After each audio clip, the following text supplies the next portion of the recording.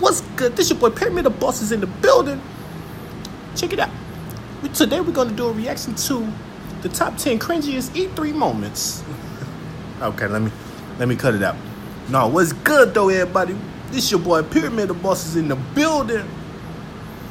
And today I have a reaction to the top 10 cringiest E3 moments. For y'all who don't know me, I love video games. I can't wait for that. I can't wait for Spider-Man to come out later on this year. I already got it pre-ordered and all that. But I did not even see E3 this year because I've been busy working. So this is actually going to be my first time watching anything about E3. The E3.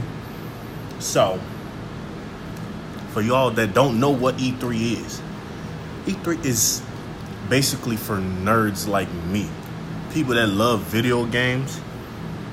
It's to describe the newest stuff coming out, the newest games, newest add-ons to the systems.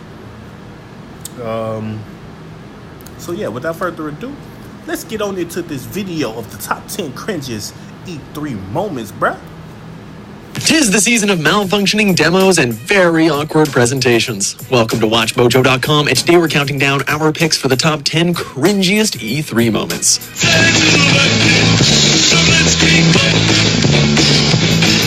For more gaming videos, check Fun fact, I actually love that damn song. out our new spin-off channel, Mojo Plays, for in-depth reviews, thoughtful video essays, detailed character origins, and insightful commentary. Mojo Plays, games smarter. For this list, we're taking a look at some of the weirdest moments across E3 history. Prepare yourself for some aggressive marketing, weird situations, and very embarrassing performances. Number 10, Nathan Drake gets stage fright. Sony E3 2015. Pardon me. We understand that demos sometimes go haywire. After all, you're showing an unfinished game, so hiccups are bound to happen, right? Unfortunately, Naughty Dog was put on the list for one of the most embarrassing moments we've seen happen with a demo. As soon as the demo for Uncharted 4 started, things went south. After a brief cutscene ended, audiences sat through 30 seconds of Nathan Drake doing nothing before being shown a title card. Seems like Naughty Dog can take a joke, though, as Uncharted 4 rewards you with a trophy for recreating this blooper. Hey, good on you, boys. Number 9, Xbox really loves Porsche. Microsoft E3 2017. This year, we announced a 6-year partnership with Porsche. No, see, with the first one, I actually do that just about every game I play. With just about every video game I play. Once the first cutscene ends, I don't do anything. I just sit there. So I don't even... Well, even though, yeah, it was a blooper as in it was messing up. I do it anyway. So I don't see that. To me, that's not a cringe moment for the simple fact, like I said, I do it anyway. I do it when I play Batman. I do it when I play Batman, Call of Duty,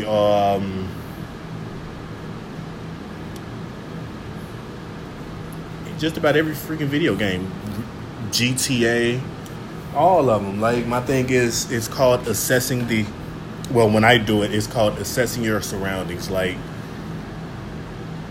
you can hear, like, if you actually listen, you can hear where gunshots or people talking coming from and all that, so you'll know which way you got to go, which way, instead of moving around in a circle and end up back where you started from. But yeah, let's go ahead on.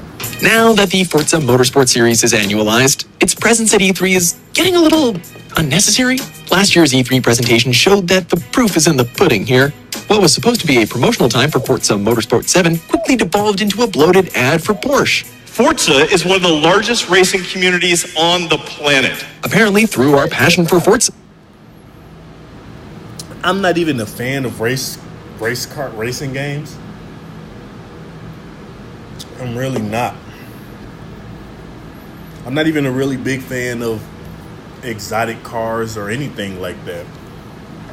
But that was a nice ass car, bro. Like, no hesitation. If I was offered that car, bro, I probably would get it.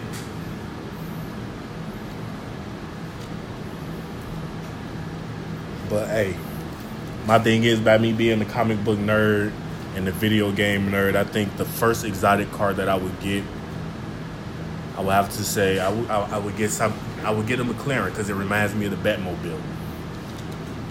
I love Batman. The Batmobile is closer. It's the closest car to the Batmobile. That's why I would. But outside of that, I really don't care about exotic cars like that. And I'm not a big fan of race car games. So every time I see a race car game, that's a complete 100 cringe moment. Even if it's a successful advertisement or whatever, I just don't like it. The only video game that I ever liked that was racing was Mario Kart, and that was the original Mario Kart.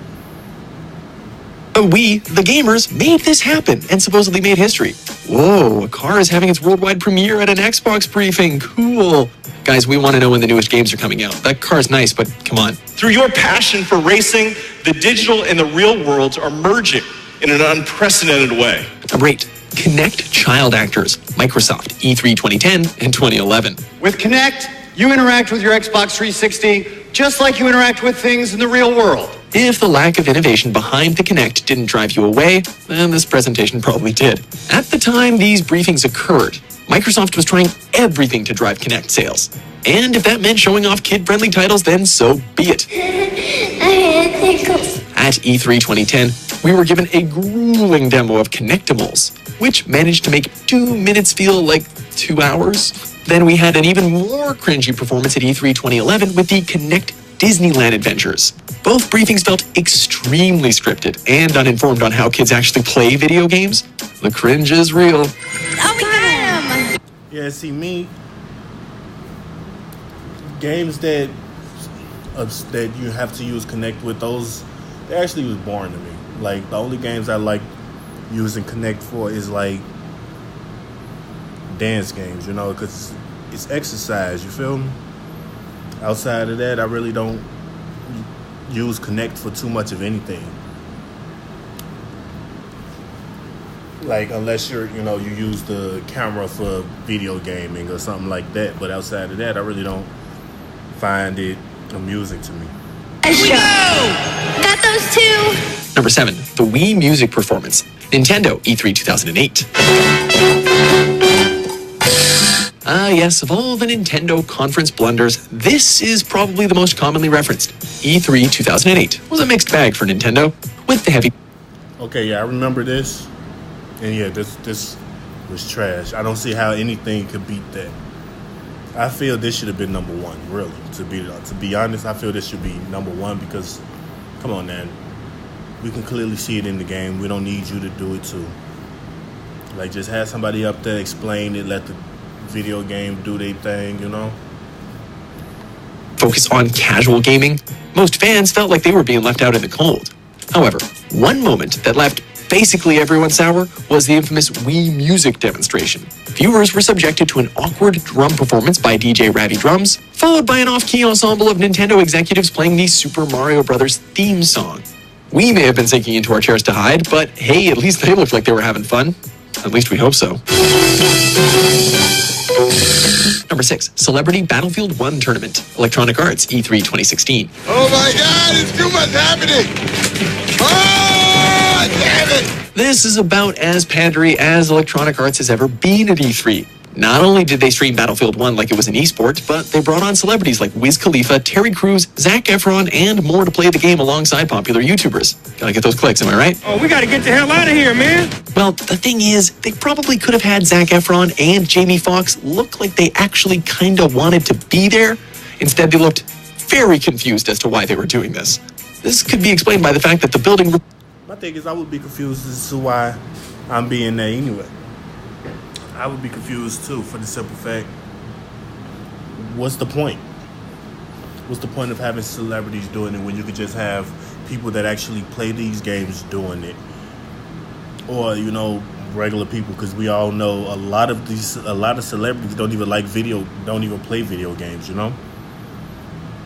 And putting them in an awkward situation such as you can see, like they said, Jamie Foxx and Zac Efron, they ain't want to be there doing that. Like, we got way better things we could be doing, but you paying me, so I show up. But outside of that, I'm not excited to be here. Reportedly kind of smelled like weed. Well, hey, that's what happens when you invite Snoop Dogg. Be cool, man. Yeah, baby! It's not about the individual play, it's about the group effort. Number 5.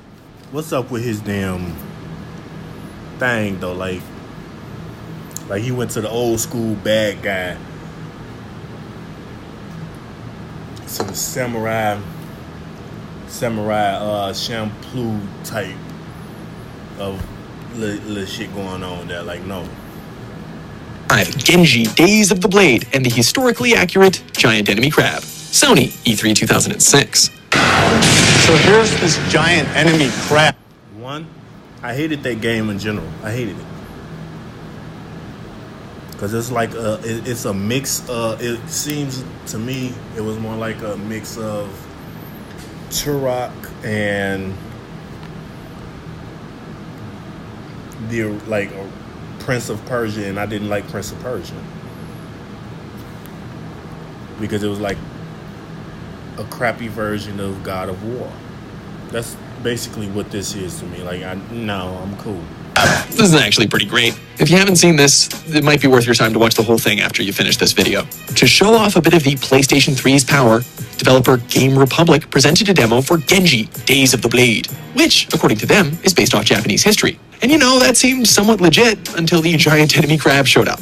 At this point, the presentation had become kind of an embarrassment. However, there was one thing we learned about playing video games that has helped us ever since. Attack its weak point for massive damage. Number 4, Mr. Caffeine, Ubisoft, E3 2011. Yes, I'm not afraid of a few dick jokes, thank you. Whether it's trying to generate memes to seem... Bruh, I know you did not just say that on stage in front of all these people. You're not afraid of a few dick jokes. Really? Really? You could have been way more professional about that though, bruh. Like, I wouldn't call it cringy, I would call it unprofessional. But everybody got their own opinion, and if somebody was heckling me, I probably would have did the same shit, though. I ain't even gonna lie. Cool or forcing us to sit through a musical performance, you can guarantee that Ubisoft is gonna have an awkward E3. However, we will never forget the infamous Mr. Caffeine. And for the last 8 years, I've been Ubisoft's very own Mr. Caffeine. What was supposed to be a celebration of Ubisoft's 25th anniversary quickly became a stand-up routine of uncomfortable silence. Amidst the doodly-doodly-doops, were cheap shots of the Nintendo Wii, mispronunciations of Tom Clancy's name, and something about poop on toothpaste.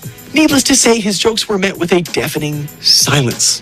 Ubisoft made a meme, but it wasn't the one they were wanting. 97% of young people play video games. 40% of them are women. And 89% of them are smoking hot. Number 3, Jesse Wellens introducing Need for Speed Payback, Electronic Arts, E3 2017. He is the producer of the game. Thank you, Nick, for having me. One, another race game, not for me. 2, as you can hear, when he first came on here, he wasn't interested in being there. He was like, okay, well, I'm here. What's good? How you doing? What's going on? Let's get this over with. So, yeah. Hey, man. Thanks, Jesse. Nothing sucks more than when you're a hired presenter and your client changes the script on you several times. But that's exactly what happened to YouTuber Jesse Wellens at EA Plays 2017. My back's to the camera. The woman's like, Jesse, you're on. And I was like, uh-oh. According to Wellens in a follow-up video, there was a mix-up with regards to when the cameras would cut to him, and the teleprompter failed to display his script, causing him to fumble his words and improvise his part. So Need for Speed has been around for a long time. There's been a lot of new things coming to the game, and a lot of old things that people are familiar with the franchise. Wellens admits to not even looking at the script, though, but claims he did okay during the dress rehearsal. Wellens wasn't the only one caught in the flames, though. EA received backlash from gamers for hiring someone whose work has basically nothing to do with video games whatsoever. Hopefully they've... Exactly. They don't understand just because you're a YouTuber does not mean you know anything that goes on in the gaming system, for the simple fact a lot of YouTubers don't even play video games, you know? A lot of YouTubers just like to, vlog and little stuff like that. But hey, you can't really tell everybody something, you can't really tell people nothing these days, you know? You gotta let them find out for themselves. By now, they've learned their lesson, right, guys? He was like, yeah, maybe you do a good job today. I totally bombed. Number 2, Jamie Kennedy. Activision, E3 2007. I see some virgins in the audience. Out of all the Yeah, like, that was the dumbest decision they have ever had. Jamie Kennedy, I fucks with Jamie Kennedy.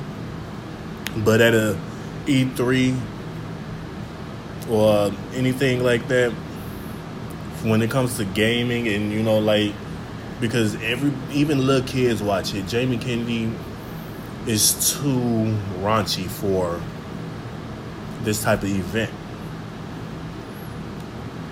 And as you can see, his first joke they done showed right here. I see a bunch of virgins and, bruh. Most gamers are not virgins, just to let you know. on this list, this was probably the most unprofessional.